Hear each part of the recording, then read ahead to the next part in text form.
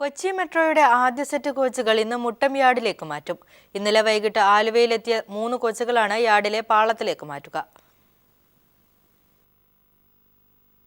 ഈ മാസം 2-ന് ആന്ധ്രാപ്രദേശിലെ ശ്രീ സിറ്റി അൽസ്റ്റോം പ്ലാന്റിൽ നിന്ന് പുറപ്പെട്ട 3 കോച്ചുകളാണ് പ്രത്യേകം ട്രെയിലറുകളിൽ കൊച്ചിയിലെത്തിയത്.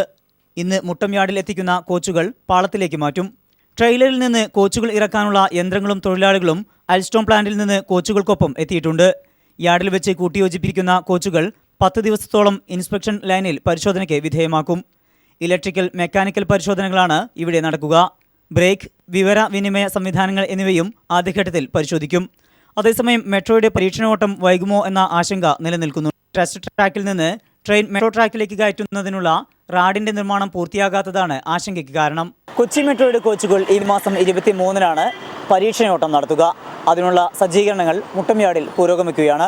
ക്യാമറാമാൻ ജയപ്രകാശ് കൊട്ടാരക്കരയ്ക്കൊപ്പം സമീർ വഴങ്ങോട്.